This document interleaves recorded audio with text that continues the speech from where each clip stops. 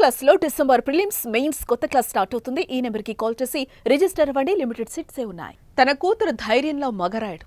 ఆత్మహత్య చేసుకునేంత పిరికి వ్యక్తి కాదు. ప్రేమించిన వాడి కోసం తమనే ఎదిరించింది. అలాంటిది ఆత్మహత్య చేసుకుంటుందా? తాను అనుకున్న లక్ష్యానికి చేరుకునేందుకు ఎంతో శ్రమించింది. సమాజం నిందలు వేస్తున్నా డోంట్ కేర్ అంటూ తన లక్ష్యం వైపు అడుగులు వేసింది. అలాంటిది ధైర్యంగా ఉండే అమ్మాయి ఆత్మహత్య చేసుకుంటుందా? లేదు, వాళ్లే చంపేశారు. తన కూతుర్ని వేధించి చంపేసి ఆత్మహత్యగా చిత్రీకరిస్తున్నారు. ఇది ఫోక్ సింగర్ శృతి తండ్రి కన్నీటి ఆవేదన.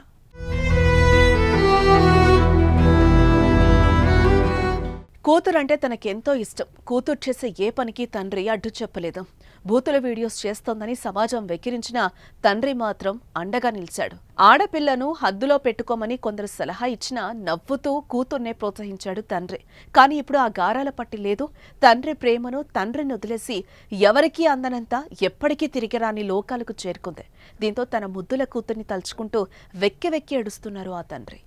నాకు వాడి మీద అనుమానం, నాకు డౌటే. వాడి మీద అప్పుడే చెప్పిన అమ్మాయికి, అద్దు బెట వాడు మంచిగా లేడు, ఆడి ముఖం చూస్తేనేటో కొట్టిందా అన్న. నాకు నచ్చింది నేను చేసుకుంటాను చెప్పి అమ్మాయి వెళ్ళింది. వాళ్ళు ఏమో మోసపించి అమ్మాయిని తీసుకొని వెళ్ళి అట్లా చేసిండ్రు. అంటే వాడు మోసం చేసి తీసుకెళ్ళిండు కదా. మోసం తీసుకొని పోవట్లా అమ్మాయి మన మాటని లేదు. లేకపోతే నేను చెప్పిన జనవరిలో చేసేస్తా బెట్ట పెళ్ళి అని చెప్పిన, నా మాటని లేదు. నిజామాబాద్ జిల్లా వర్ని మండలం తిమ్మాపూర్ గ్రామానికి శ్యామల రమేష్ కూతురే శృతి. ఇక పేరడి పాటలతో ఇన్స్టాగ్రామ్ లో ఫేమస్ అయింది శృతి. అలా ఇన్స్టాగ్రామ్ లోనే దయాకర్ అనే వ్యక్తితో పరిచయం ఏర్పడింది. ఆ పరిచయం కాస్త ప్రేమకి దారి తీయడంతో తల్లిదండ్రులను ఎదిరించి కోరుకున్న వాడిని పెళ్లి చేసుకుంది. అయితే తమను కాదని పెళ్లి చేసుకునేందుకు కూతురుపై ఏదో కొంచెం కోపంగా ఉండి ఆమె వద్దకు వెళ్లలేకపోయామని, కానీ ఇంతలోనే శవమై తమ దగ్గరకు వస్తుందని ఊహించలేకపోయామని తండ్రి గుండెలు పగిలేలా రోధిస్తున్నాడు. నాన్న నీకు మంచి సంబంధం నేను చేస్తా బేట, నాకున్న అద్దెకరం అమ్మేసి నీకు మంచి సంబంధం ఇస్తా అని చెప్పిన. ఏం లేదు నా మాట.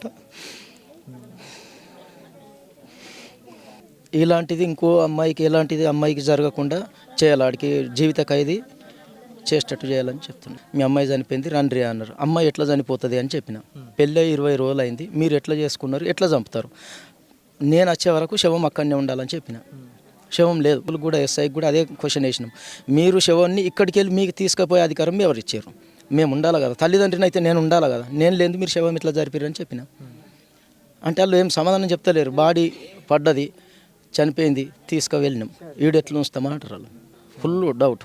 100% వాళ్ళు ప్లాన్ ప్రకారమే చేశారు. నా అమ్మాయిని చంపేసారు. ఆడైనా చెప్తా, చంపేసారు, నా అమ్మాయిని చంపేశారు. నా అమ్మాయి చనిపోదు, నాకు కాన్ఫిడెంట్. అది పక్క నాకు గుర్తు. నాకు షరతు చేసి సవాల్ చేసింది నాకు. శృతిని తాను ప్రేమించిన వ్యక్తి దయాకర్ను చూసినప్పుడే అనుమానం వచ్చిందని, అందుకే అతనితో పెళ్లి కొప్పుకోలేదని శృతి తండ్రి చెప్పాడు. కానీ తన కూతుర్ని ఏదో చేసి పెళ్లి చేసుకుని ఇప్పుడు ఇలా చంపి పడేశారంటూ కన్నీరు మున్నీరుగా విలపిస్తున్నాడు.